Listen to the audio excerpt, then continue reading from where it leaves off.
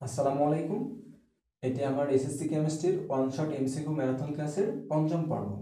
এই পঞ্চম পর্বে আমি কেমিস্ট্রির পঞ্চম অধ্যায় অর্থাৎ রাসায়নিক বিক্রিয়া এর উপর ভিত্তি করে প্রিভিয়াস ইয়ারগুলোতে যে এমসিকিউ প্রশ্নগুলো আসছে, সেই সাথে সামনের বছরগুলোতে যে এমসিকিউ প্রশ্নগুলো আসতে পারে, এই প্রশ্নগুলো নিয়ে আজকে আলোচনা করব। তো আসো আর কথা না বাড়িয়ে শুরু করা যাক। আমাদের প্রথম প্রশ্নে দেখো দেওয়া আছে কার্বন টেট্রাক্লোরাইড এর কেন্দ্রীয় পরমাণুর সর্বশেষ শক্তি স্তরের ইলেকট্রন সংখ্যা কত। তো দেখো এই যে যৌগটা দেওয়া আছে নাম হচ্ছে কার্বন টেট্রাক্লোরাইড। তো আমাদের প্রশ্নে বলছে এই যৌগ থেকে আগে কেন্দ্রীয় মৌল খুঁজে বের করতে হবে, দেন ওই কেন্দ্রীয় পরমাণুর সর্বশেষ শক্তি স্তরে কয়টা ইলেকট্রন আছে সেই ইলেকট্রনের সংখ্যাটা বের করতে হবে।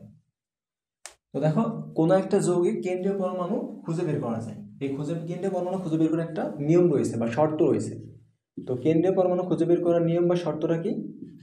তাহলে কেন্দ্রীয় পরমাণু হওয়ার শর্ত, বা বলতে পারি কেন্দ্রীয় পরমাণুর শর্ত।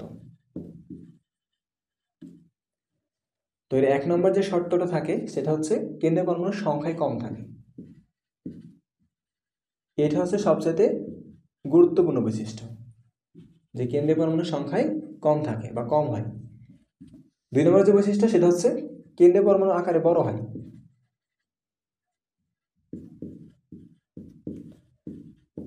তাহলে যদি আমরা প্রথম বৈশিষ্ট্য দিয়ে আইডেন্টিফাই না করতে পারি তাহলে দ্বিতীয় বৈশিষ্ট্য দেখব, আর যদি দেখি প্রথম দ্বিতীয় কোনোটা দ্বারা আইডেন্টিফাই করতে পারছি না তাহলে তৃতীয় বৈশিষ্ট্য আসবে।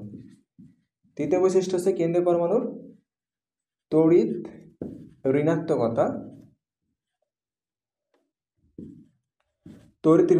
কম হয়। তো এই তিনটা বৈশিষ্ট্যের মাধ্যমে আমরা খুব সহজেই কোনো একটা যৌগ থেকে কেন্দ্রীয় পরমাণুকে খুঁজে বের করতে হয়। তো দেখো আমাদের যে যৌগটা দেওয়া ছিল কার্বন টেট্রাক্লোরাইড, এই যৌগে কার্বন রয়েছে একটা আর ক্লোরিন রয়েছে চারটা। তো এখন তোমরাই বলো এই যৌগে কেন্দ্রীয় পরমাণু কোনটা? তো দেখো কার্বনের সংখ্যা যেহেতু কম, সুতরাং এই যৌগে কার্বনটাই হচ্ছে আমাদের কেন্দ্রীয় পরমাণু। তাহলে কার্বনকে আমরা কি বলবো?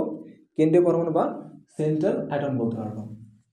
এখন বলছে যে এই কেন্দ্রীয় পরমাণুর সর্বশেষ শক্তি স্তরে ইলেকট্রন সংখ্যাটা বের করতে হবে। তো দেখো আমরা যদি কার্বনের ইলেকট্রন বিন্যাস করি তাহলে পাওয়া যাবে হচ্ছে এটা। এখন দেখো কার্বনের সর্বশেষ শক্তি স্তর হচ্ছে দ্বিতীয় শক্তি স্তর। এই দ্বিতীয় শক্তি স্তরে কয়টা ইলেকট্রন রয়েছে? এসে আছে দুইটা, পিতে আছে দুইটা, চারটা ইলেকট্রন রয়েছে। তাহলে আমাদের সঠিক অপশন ক। দুই নম্বর প্রশ্নে কি বলছে? কোনটির যোজনী ও যোজত ইলেকট্রন ভিন্ন?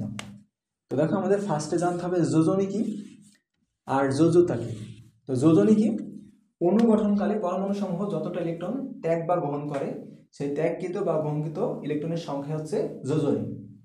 আর যোজতা কি? কোনো একটা মৌলের সর্বশেষ শক্তি স্তরে যতটা ইলেকট্রন থাকে সেই ইলেকট্রনের সংখ্যা হচ্ছে মৌলের যোজতা ইলেকট্রন। তো দেখো আমাদের প্রথমে যে মৌলটা দিয়েছে ম্যাগনেসিয়াম, আমরা যদি ম্যাগনেসিয়াম ইলেকট্রন বিন্যাস করি তাহলে পাওয়া যাবে 1s2 2s2 2p6 3s2। তো দেখো ম্যাগনেসিয়ামের সর্বশেষ শক্তি স্তরে দুইটা ইলেকট্রন রয়েছে, তার মানে ম্যাগনেসিয়ামের যৌগিক ইলেকট্রন হচ্ছে 2। কিন্তু দেখো ম্যাগনেসিয়ামের যখন যৌগ গঠন করে তখন কিন্তু তার যোজনী 2 হয়। কেন 2 হয়? কারণ এই যৌগ গঠনকালে দুইটা ইলেকট্রন ত্যাগ করে, আর যৌগ গঠনকালে যতটা ইলেকট্রন ত্যাগ বা গ্রহণ করে সেই ত্যাগকৃত বা গ্রহণকৃত ইলেকট্রনের সংখ্যা তার যোজনী। তাহলে এখানে দেখা যাচ্ছে তার যোজনীও 2 আবার যোজিত ইলেকট্রনও 2। তাহলে এটা কিন্তু আমাদের অপশন হবে না, কারণ আমাদের চাইছে যোজনী আর যোজিত ইলেকট্রন ভিন্ন হইতে হবে, কিন্তু এখানে দুইটাই সেম। তাহলে আমাদের ম্যাগনেসিয়াম অপশন বাদ। তারপর দেখো দেওয়া আছে কি অক্সিজেন। তো 8টি অক্সিজেন ইলেকট্রন বিন্যাস হবে কি 1s2 2s2 2p4 4 2 6 8। তো দেখো অক্সিজেনের সর্বশেষ শক্তি স্তর আছে দ্বিতীয় শক্তি স্তর, এই দ্বিতীয় শক্তি স্তরে আছে 6টা ইলেকট্রন, তার মানে অক্সিজেনের যোজতা কত হবে? 4 হবে। কিন্তু দেখো আমরা যখন অক্সিজেন যৌগ গঠন করে তখন ম্যাক্সিমাম ক্ষেত্রেই সে 2টি ইলেকট্রন গ্রহণ করে, অর্থাৎ ম্যাক্সিমাম ক্ষেত্রে অক্সিজেনের যোজনী দেখা যায় 2। তাহলে দেখো অক্সিজেনের যোজনী হচ্ছে 2 কিন্তু যোজিত ইলেকট্রনের সংখ্যা হচ্ছে 6টি। তাহলে দেখো এখানে যোজনী আর যোজিত ইলেকট্রনের মধ্যে পার্থক্য রয়েছে, সুতরাং আমাদের সঠিক অপশন খ। 3 নম্বর প্রশ্নে বলছে ক্লোরিনের যোজিত ইলেকট্রন কত? তো দেখো তো এটা আমাদের এখন কোয়াইট ইজি। ফার্স্টে কি করবো? ক্লোরিনের ইলেকট্রন বিন্যাস করবো। তো ক্লোরিনের পারমাণবিক সংখ্যা কত? 17। ইলেকট্রন বিন্যাস কি হবে? 1s2 2s2 2p6 3s2 3p5। তো দেখো এর আউটার শেলে কয়টা ইলেকট্রন রয়েছে? 7টা। তাহলে ক্লোরিনের যৌগিক ইলেকট্রন কত হবে? 7 হবে। 4 নম্বর প্রশ্ন বলছে কোনটি পরিবর্তনশীল যৌগতা প্রদর্শন করে? তো দেখো পরিবর্তনশীল যৌগতা প্রদর্শন করে কোনগুলো?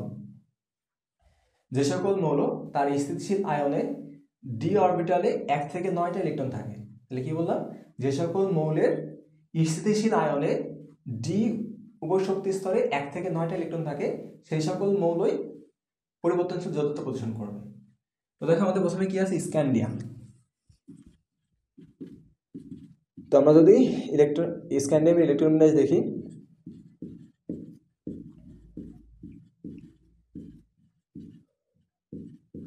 তো এটা হচ্ছে আমাদের স্ক্যান্ডিয়ামের ইলেকট্রন বিন্যাস। তো দেখো বলছে যে স্থিতিশীল আয়নে, মৌলের স্থিতিশীল আয়নে ডি অরবিটালে 1 থেকে 9টা ইলেকট্রন থাকা লাগবে, তাহলে সেটা অবস্থান্তর হবে। তো আমরা যদি স্থিতিশীল আয়ন দেখি, স্ক্যান্ডিয়াম 3টে ইলেকট্রন ত্যাগ করতে পারে বা ত্যাগ করে, তাহলে এর ইলেকট্রন বিন্যাসটা হবে এই স্ক্যান্ডিয়াম আয়নের ইলেকট্রন বিন্যাসটা যদি দেখি তাহলে এরকম আসবে।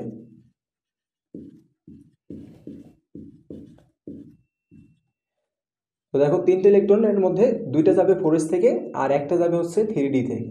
তাহলে দেখো এই স্থিতিশীল আয়নে কিন্তু 3d তে কোনো ইলেকট্রন নাই। তো যেহেতু যে 3d তে কোনো ইলেকট্রন নাই, সুতরাং এটা অবস্থানান্তর মৌল হবে না।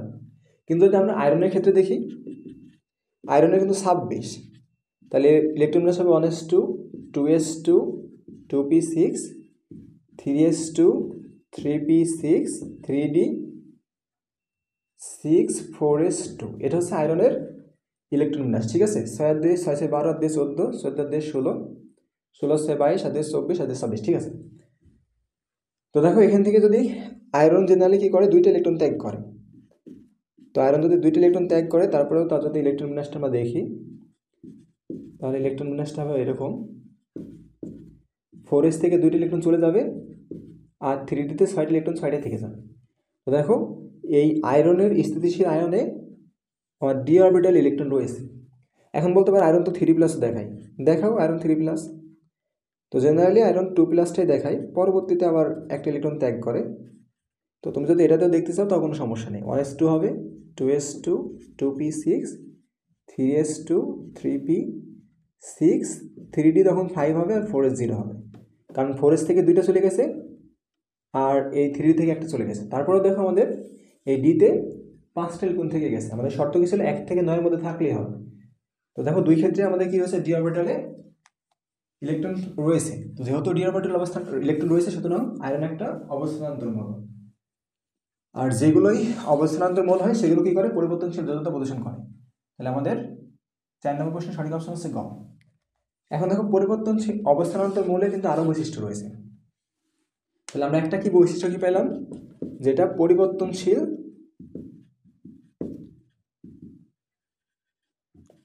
যোজ্যতা প্রদর্শন করে।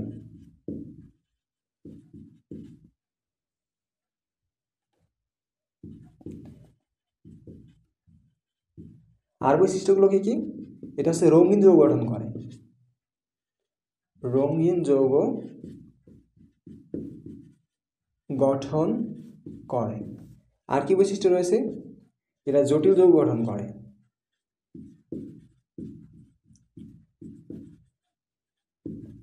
আর কি বৈশিষ্ট্য রয়েছে? এরা প্রভাবক রূপে কাজ করে।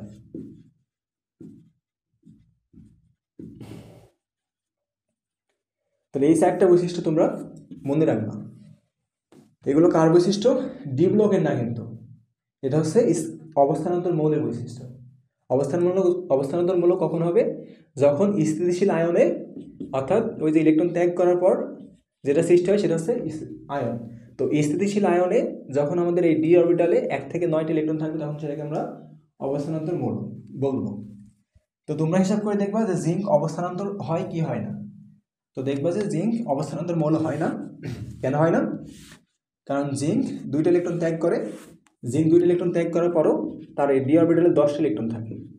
দেখবা যে জিঙ্ক 2+ এর ক্ষেত্রে এই ইলেকট্রন বিন্যাসটা পাওয়া যায়। তো যেহেতু ডি অরবিটালে 10টা ইলেকট্রন রয়েছে, সুতরাং এটা অবস্থানান্তর মৌল হবে না।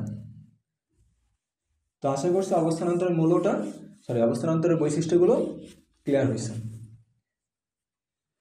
5 নম্বরে বলছে আমাদের একটা যৌগ দিয়ে রাখছে, বলছে এই যৌগে আয়রনের সুপ্ত যোজনী কত। তো দেখো আমাদের আগে সুপ্ত যোজনী কি সেটাকে জানতে হবে। তো সুপ্ত যোজনী ইজিক্যালটা হচ্ছে সর্বোচ্চ যোজনী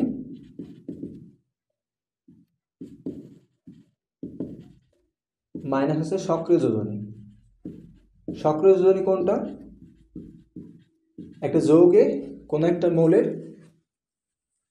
যতটা যোজনী কাজ করে, যত ইলেকট্রন কাজ আদান প্রদান ঘটে, ওই আদান প্রদানকৃত ইলেকট্রনের সংখ্যা হচ্ছে সক্রিয় যোজনী। তাহলে দেখো এই যৌগটার নাম কি? K3 দেওয়া আছে, Fe দেওয়া আছে, CN6 দেওয়া আছে। এটার নাম হচ্ছে পটাশিয়াম ফেরিসায়ানাইড। তো আমরা জানি হচ্ছে সায়ানাইড একটা যৌগমূলক, এর জারণ মান হয় হচ্ছে -1। তো দেখো আমরা যদি এই যৌগ থেকে আয়রনের জারণ মান বের করতে চাই, তাহলে দেখো পটাশিয়াম এটা ধাতুর ক্ষেত্রে আমার জারণ মান প্লাস আসে, পটাশিয়াম আসে হচ্ছে 3টা। 1 কেন হলো? কারণ পটাশিয়াম 1 নম্বর গ্রুপের মৌল, তাই। প্লাস আয়রন কয়টা আছে? আয়রন একটা রয়েছে। যেহেতু আমি আয়রনের জারণ মান বের করবো, তো ধরে নিলাম আয়রনের জারণ মান হচ্ছে X। তো দেখো আয়রন আছে একটা, গুণ করে দিলাম 1, প্লাস সায়ানাইডের জারণ মান কত বললাম? -1, আছে হচ্ছে 6টা। এখন দেখো এটা আমাদের ছিল একটা যৌগ, যৌগের জারণ মান কত হয়? 0 হয়। তাহলে এখান থেকে X এর মান ক্যালকুলেশন করলে কত হবে? +3 -6। তাহলে ওই পাশে বার করে দিলে দেখো 3 থাকে। তাহলে এই যৌগে আয়রনের যোজনী হচ্ছে 3। কারণ কি? আয়রন 3টা ইলেকট্রন ত্যাগ করে। তাহলে যৌগ গঠন করলে যতটা ইলেকট্রন ত্যাগ বা গ্রহণ করে, সেই ত্যাগকৃত বা গ্রহণকৃত ইলেকট্রনের সংখ্যা হচ্ছে তার যোজনী। সুতরাং এই যৌগে আয়রনের যোজনী হচ্ছে 3। তাহলে সক্রিয় যোজনী কত পেলাম? সক্রিয় যোজনী পাইলাম হচ্ছে 3। এখন দেখো আমরা জানি আয়রনের যোজনী কি কি হয়? 2 আর 3 হয়। তাহলে সর্বোচ্চ যোজনী কত? সর্বোচ্চ যোজনী হচ্ছে 3। তাহলে 3 থেকে 3 বিয়োগ করলে কত পাওয়া যায়? 0 পাওয়া যায়। সুতরাং 5 নম্বর প্রশ্নের সঠিক অপশন ঘ। 6 নম্বর প্রশ্নটা এখন তোমাদের নিজের থেকে বের করা উচিত। বলো 6 নম্বর যৌগে সালফারের সুপ্ত যোজনী কত হবে? তো দেখো আমাদের দেওয়া আছে কি SF4 দেওয়া আছে, অর্থাৎ সালফার টেট্রাফ্লোরাইড দেওয়া আছে। তাকে ফার্স্টে কি করবো? সালফারের জারণ মান যোজনীটা বের করবো। তাহলে যোজনী কীভাবে বের করবো? আগে জারণ মান বের করে নেবো। তাহলে সালফারের জারণ মান ধরে নিলাম X, সালফার আছে একটা, ফ্লোরিনের জারণ মান -1, কারণ 17 নম্বর গ্রুপের মূল্য, 17 নম্বর গ্রুপের মূল্যগুলো একটা ইলেকট্রন গ্রহণ করে। আছে 4টা, যেহেতু একটা যৌগ ছিল, জারণ মান 0। তাহলে X - 4 = 0, তাহলে X = কত পাচ্ছে? 4 পাওয়া যাচ্ছে। তাহলে দেখো এই যৌগে সালফার 4টা ইলেকট্রন ত্যাগ করছে। তো যেহেতু 4টা ইলেকট্রন ত্যাগ করে, সুতরাং এই যৌগে সালফারের ত্যাগ করে না, তো শেয়ার করছে আর কি। তো এক্ষেত্রে সালফারের জারণ মান কত হবে? সালফারের যোজন কত হবে? সালফারের সক্রিয় যোজন হবে হচ্ছে 4। কিন্তু আমাদের বের করতে হবে কি? সুপ্ত যোজনী। তো দেখো আমরা যদি সুপ্ত যোজনী হিসাব করি, তাহলে সুপ্ত ইকুয়াল কি ছিল? সর্বোচ্চ মাইনাস কি? সক্রিয়। সর্বোচ্চ কত? আমরা জানি সালফারের যোজন হয় হচ্ছে 2, 4, 6, এই 3টাই হচ্ছে সালফারের যোজনী। তাহলে সর্বোচ্চ যোজনী কত? 6। তাহলে সর্বোচ্চ থেকে আমরা যদি সক্রিয়টা বিয়োগ করি, তাহলে দেখো মান কত থাকছে? 2 থাকছে। তাহলে SF4 যৌগে সালফারের সুপ্ত যোজনী হচ্ছে 2, সঠিক অপশন খ। 7 নম্বর প্রশ্নে বলছে কার্বন টেট্রাক্লোরাইড যৌগে মুক্ত জোড় ইলেকট্রনের সংখ্যা কত? তো দেখো আমাদের সম্পূর্ণ যৌগে মুক্ত জোড় ইলেকট্রনের সংখ্যা বের করতে বলছে। তো ফার্স্টে আমাদের কি করতে হবে? ওইটা আঁকাইতে হবে। তো দেখো কার্বন হচ্ছে আমাদের 2 নম্বর গ্রুপের হলো, আর কার্বনের 2 নম্বর শক্তি স্তরে 4টা ইলেকট্রন থাকে। তো যেহেতু এখানে 4টা ক্লোরিন রয়েছে, আমার 4টা ইলেকট্রন আলাদা আলাদা করে সিঙ্গেল মানে মুক্ত জোড় কি বলে এটাকে? বিজোড় ইলেকট্রন আঁকাইছি, মানে কোনো জায়গায় জোড়া দিই নাই। কারণ কেন জোড়া দিলাম না? কারণ এখানে 4টা ক্লোরিন রয়েছে। আর এখানে যৌগগুলো কী হবে? কার্বন টেট্রাক্লোরাইড ইলেকট্রনের শেয়ারের মাধ্যমে যোগ গঠন করছে। তাহলে এখানে কী হবে? এখানে একটা বেশি ক্লোরিন যুক্ত হবে। ক্লোরিনের কিন্তু আমাদের 3টা শক্তি স্তর আছে, তোমরা ইলেকট্রনিক্সের মাধ্যমে বের করবা। আর ক্লোরিনের আউটার শেলে থাকে 7টা ইলেকট্রন, আর এই কার্বনের সাথে শেয়ার করার মাধ্যমে হয়ে যায় 4টা। তাহলে দেখো এখানে যেহেতু 4টা ক্লোরিন ছিল, এটার আকারে একটু বড় দিই, তাহলে আমাদের স্ট্রাকচারগুলো হবে হচ্ছে এমন।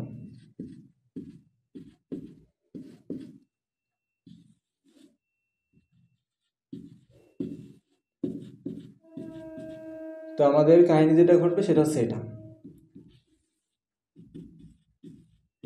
এখন দেখো আমাদের মুক্তজোড় ইলেকট্রন কোনগুলো আর বন্ধনজোড় ইলেকট্রন কোনগুলো। দেখো এই যে ইলেকট্রনগুলো, এই ইলেকট্রনগুলো কিন্তু বন্ধনে অংশগ্রহণ করে নাই, বন্ধনে অংশগ্রহণ করছে এই ইলেকট্রনগুলো।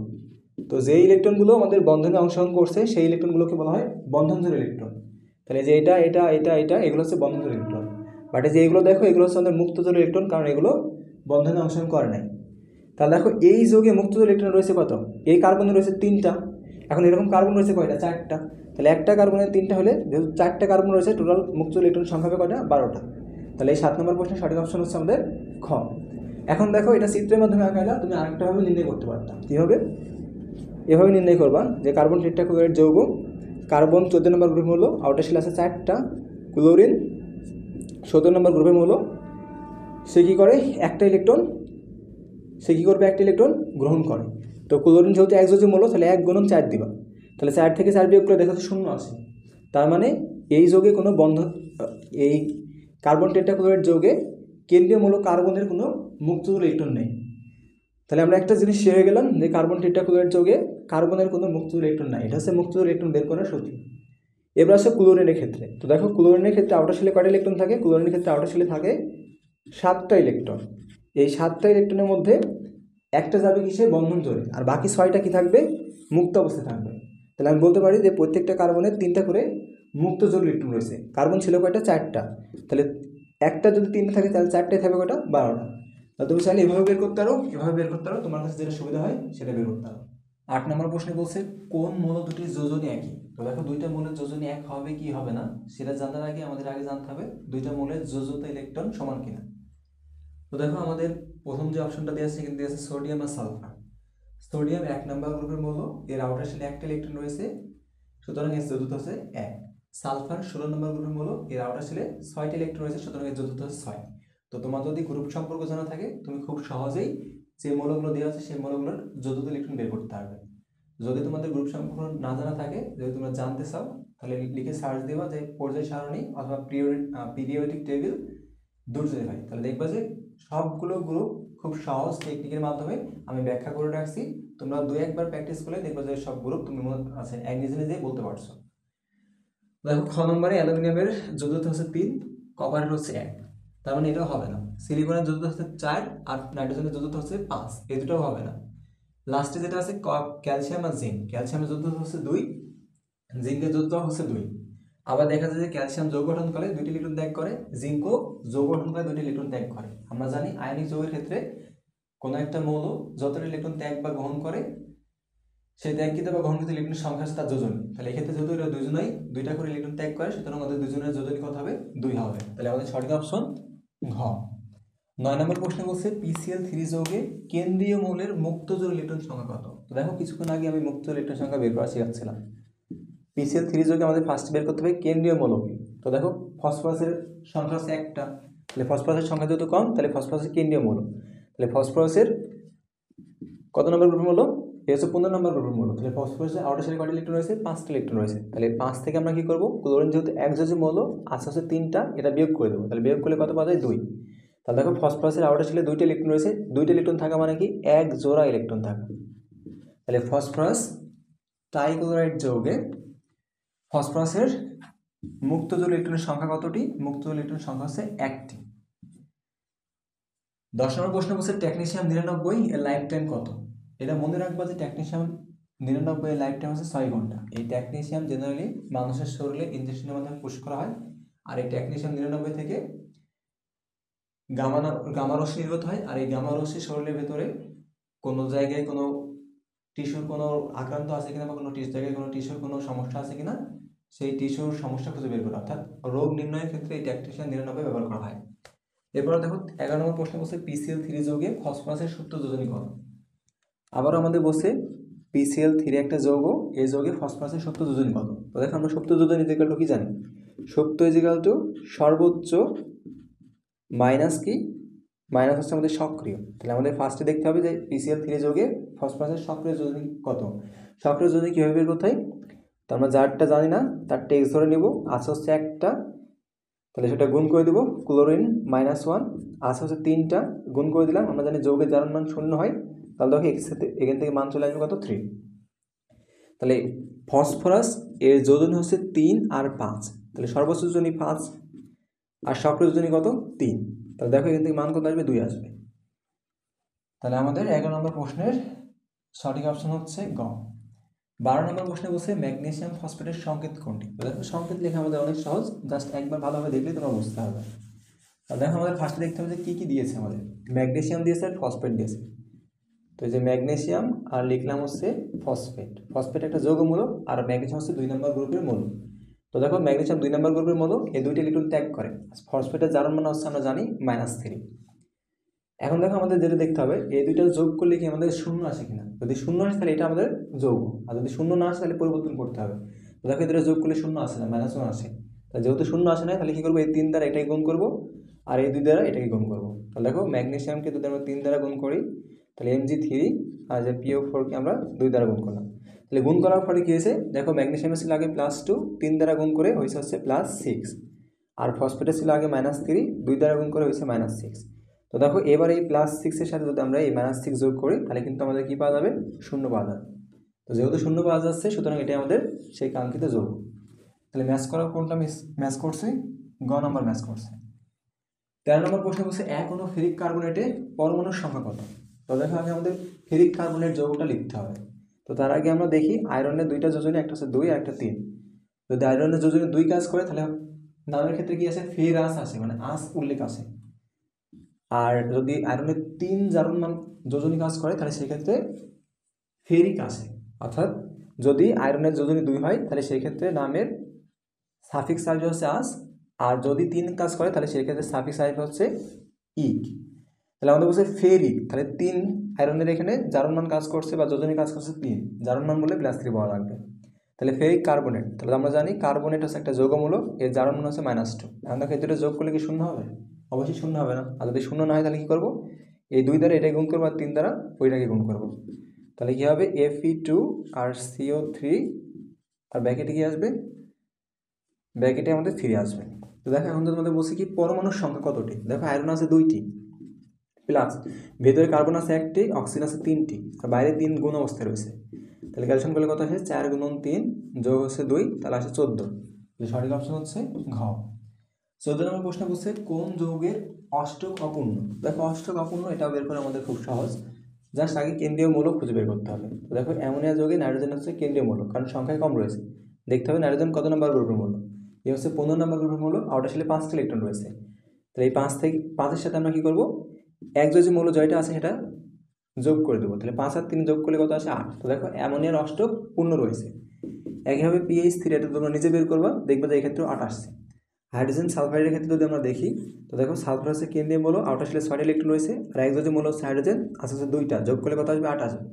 কিন্তু দেখো আমাদের বেরিলিয়াম ক্লোরাইড লাস্টে রয়েছে। এই বেরিলিয়াম ক্লোরাইডের ক্ষেত্রে বেরিলিয়াম হচ্ছে 2 নম্বর গ্রুপের মৌল, আর এখানে একযোজী মৌল আছে 2টা, তাহলে এক্ষেত্রে আছে কয়টা, 4টা। তো দেখো বেরিলিয়াম ক্লোরাইডে কিন্তু অষ্টক পূর্ণ নেয়। তাহলে আমাদের যেহেতু জিজ্ঞেস করছিল কোন যৌগটির অষ্টক অপূর্ণ, তাহলে আমাদের অপশন হচ্ছে ঘ। তো এটা সহজে বের করতে পারো, যদি 15 নম্বর গ্রুপের আগে যদি কোনো মৌল থাকে তাহলে ওই মৌলগুলোর যোগে সাধারণত অষ্টক অপূর্ণ থাকে। তো দেখো বেরিলিয়াম হচ্ছে আমাদের 2 নম্বর গ্রুপের মৌল, তাহলে আমরা সহজে বলতে পারতাম যে বেরিলিয়াম হচ্ছে অষ্টক অপূর্ণ রয়েছে। 15 নম্বর প্রশ্নে বলছে প্রোপাইনের অণুতে সিগমা ও পাই ইলেকট্রনের সংখ্যা কত। ফার্স্টে আমাদের জানা লাগবে প্রোপাইনের সংকেত। প্রোপাইনের সংকেত হচ্ছে C3H4। এটাকে যদি আমরা একটু ভেঙে লিখি তাহলে এভাবে লেখা যায় যে C3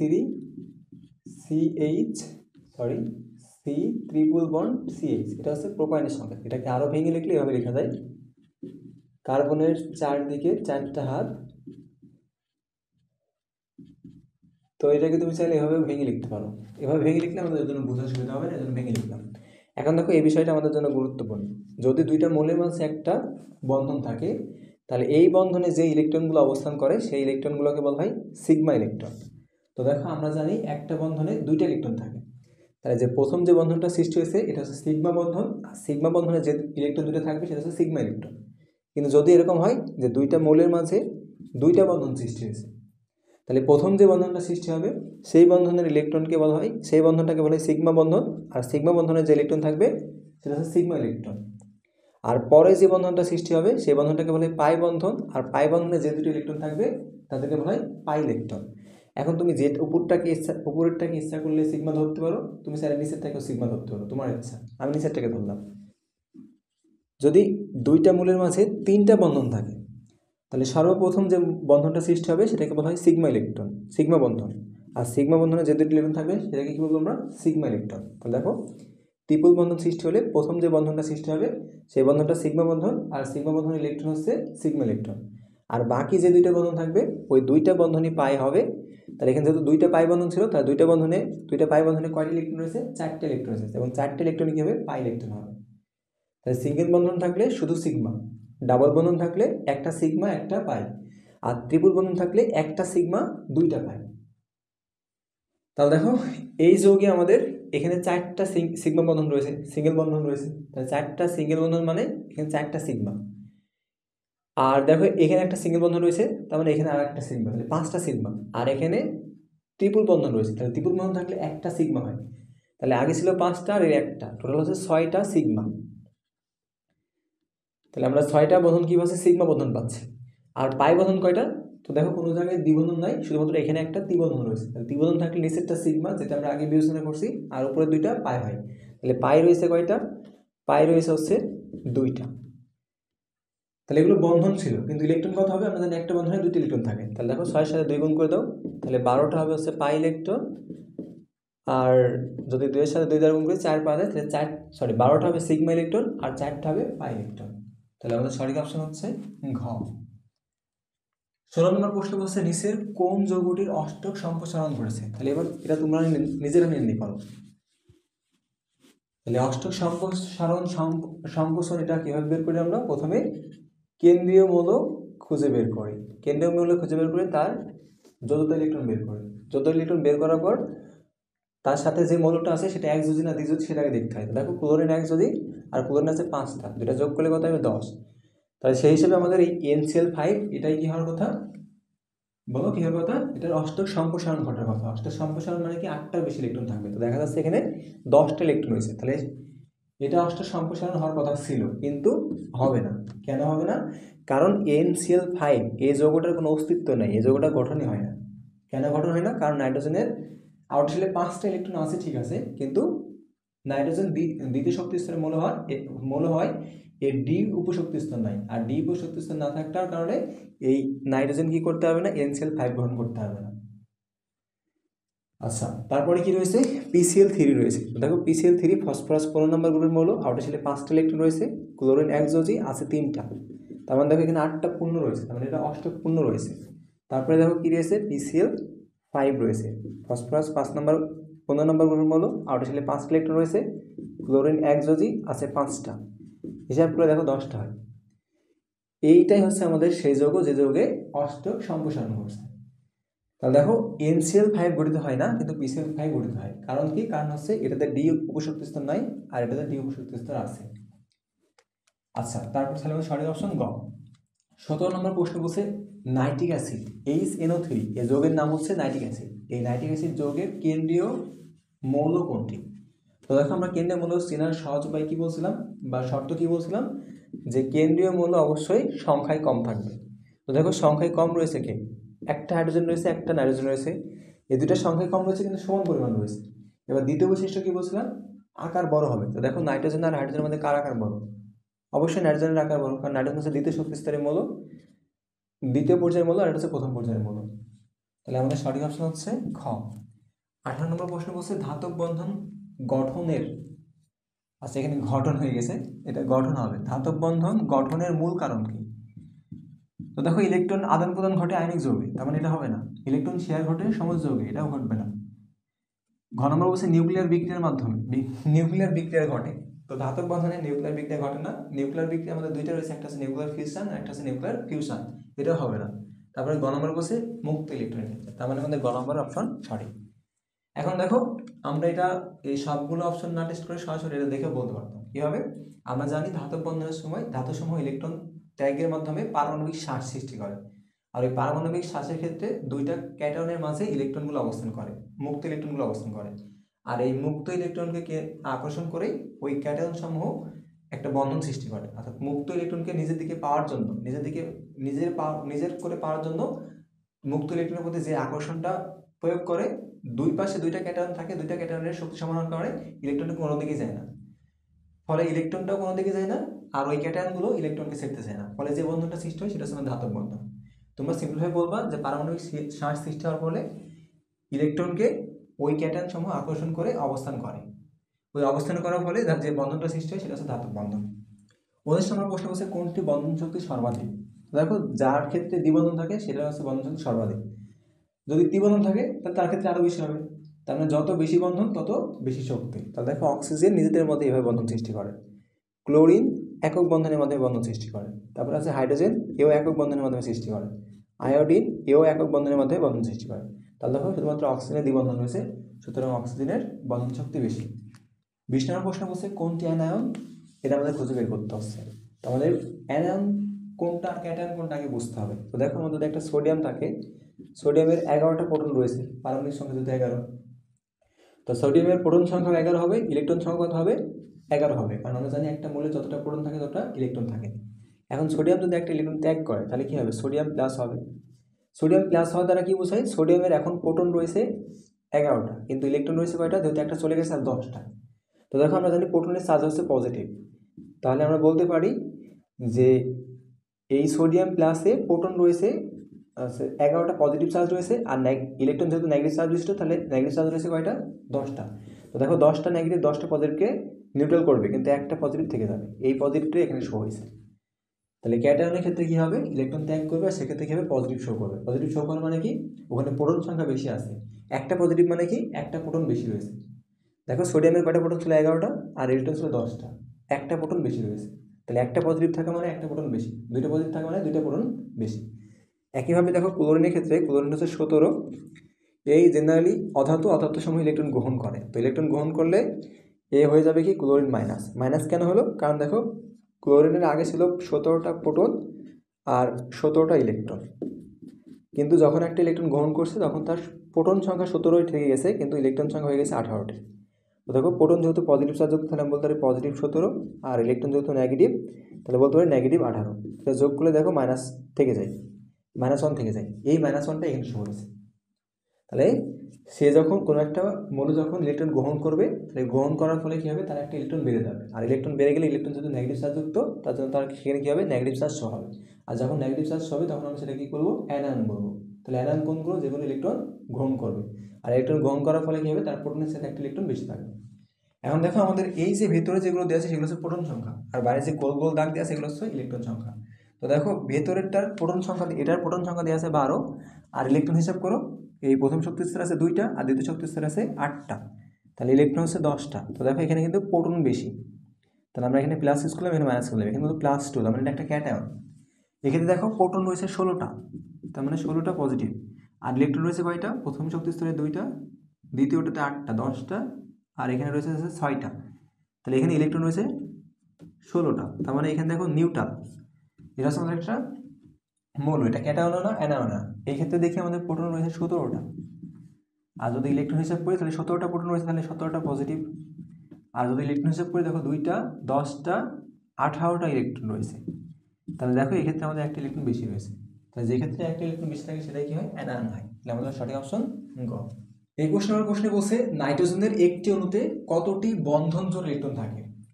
তো ফার্স্টে আমাদের যেটা জানতে হবে যে নাইট্রোজেনের অণুর সংকেত কি।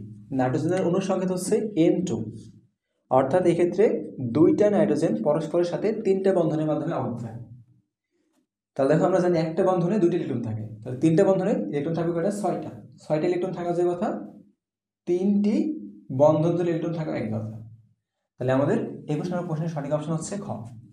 22 নম্বর প্রশ্ন বলছে ন্যাফথালিনের অণুতে কতটি দ্বিবন্ধন থাকে। তাহলে আমাদের ফার্স্টে জানা লাগবে ন্যাফথালিনের সংকেতটা কি। তো ন্যাফথালিনের সংকেত আমাদের বইয়ের 2য় অধ্যায়ে দেওয়া আছে C10H8।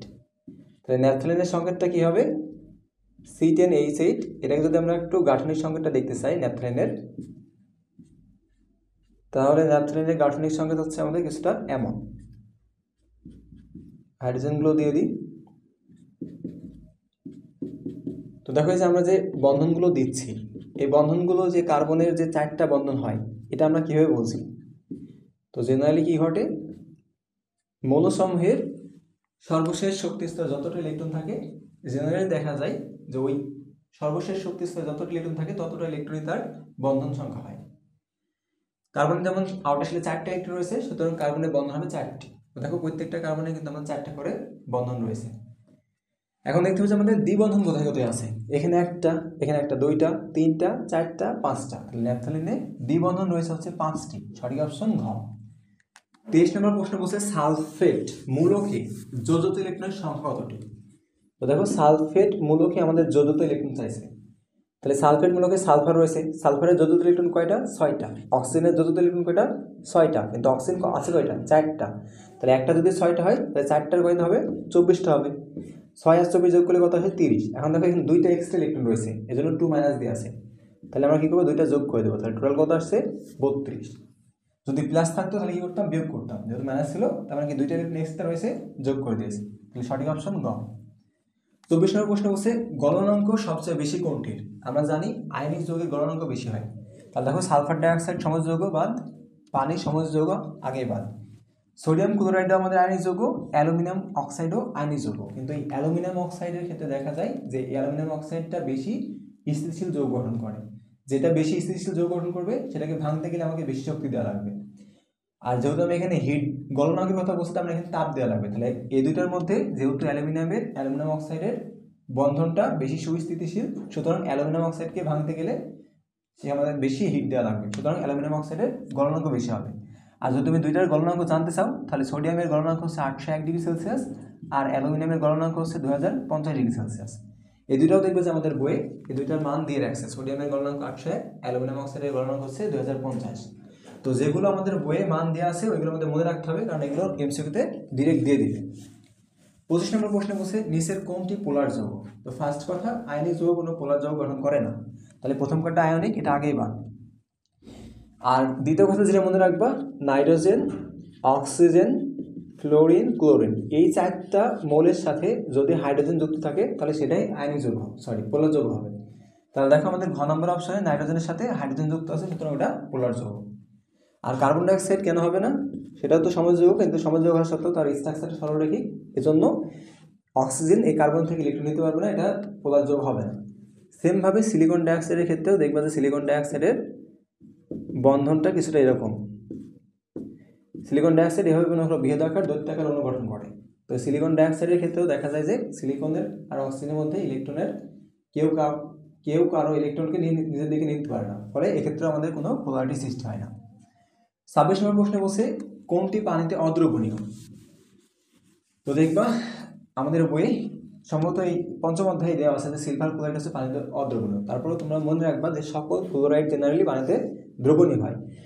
আর এই ক্লোরিন, ব্রোমিন, আয়োডিন আর হচ্ছে থায়োসায়ানাইড, এই SCN দ্বারা বোঝায়, এটার নাম কি? থায়োসায়ানাইড। এই 4টার ক্ষেত্রে আমাদের সিলভার, আমরা X দ্বারাই সবগুলোকে বোঝাচ্ছি, তাহলে সিলভারের সাথে যদি সবগুলো থাকে এগুলো সবগুলোই অদ্রবণীয় হবে। যদি আমার মার্কিউরাসের সাথে সবগুলো থাকে এই সবগুলোই অদ্রবণীয় হবে। আবার যদি আমাদের লেডের সাথে সবগুলো থাকে তাহলে সবগুলোই অদ্রবণীয় হবে। সবগুলো দ্বারা কী বলছে? মনে করো সিলভার ক্লোরাইড রয়েছে, তাহলে সিলভার ক্লোরাইড মনে করো পানিতে অদ্রবণীয়। মনে করো সিলভার ব্রোমাইড রয়েছে, এটাও পানিতে অদ্রবণীয়। সিলভার আয়োডাইড রয়েছে, তাও অদ্রবণীয়। সিলভার মনে করো থায়োসায়ানাইড রয়েছে, এটাও পানিতে অদ্রবণীয় হবে। অর্থাৎ এই যৌগগুলোর সাথে যদি এই যৌগগুলোর ক্ষেত্রে যদি X এর কাছে আমাদের এই উপাদানগুলো থাকে তাহলে এগুলো সবগুলোই হবে পানিতে অদ্রবণীয় হবে। তাহলে আমাদের 26-এর সঠিক অপশন কোনটা? খ। 27 নম্বর প্রশ্ন বলছে নিচের কোনটি পানিতে দ্রবণীয়। তো এবার আরও দুটো কথা মনে রাখবা যে সকল নাইট্রেটের যৌগ পানিতে দ্রবণীয় হয়, সকল সালফেটের যৌগ পানিতে দ্রবণীয় হয়, বাট সকল সালফেটের যৌগ পানিতে দ্রবণীয় নয়। বিশেষ করে বেরিয়াম সালফেট, এরপর লেড সালফেট আর হচ্ছে স্ট্রনশিয়াম সালফেট, এই 3টা সালফেট পানিতে দ্রবণীয় হয় না। আর হাইড্রোক্সাইডের কথা যদি বলি তাহলে শুধুমাত্র গ্রুপ 1-এর যে মৌলগুলো রয়েছে, যেমন lithium, sodium, potassium, rubidium, caesium, francium, আর এর সাথে যুক্ত হবে হচ্ছে অ্যামোনিয়াম, NH4 আয়ন, অর্থাৎ অ্যামোনিয়াম আয়ন, এই কয়েকটার ক্ষেত্রে শুধুমাত্র হাইড্রোক্সাইড পানিতে দ্রবণীয় হয়, আর বাকি কোনো ক্ষেত্রে হাইড্রোক্সাইড পানিতে দ্রবণীয় হয় না। তাহলে এটাও বাদ। আমরা বলছি সকল নাইট্রেট পানিতে দ্রবণীয়, আর বেরিয়াম সালফেট পানিতে দ্রবণীয় না, আমরা এখানে বলেছি যে 3টা সালফেট পানিতে দ্রবণীয় হয় না। তো আশা করছি যে আজকের যেগুলো বুঝাইছি সেগুলো সবগুলো বুঝতে পারছো। তো আজকে এই পর্যন্তই, আল্লাহ হাফেজ।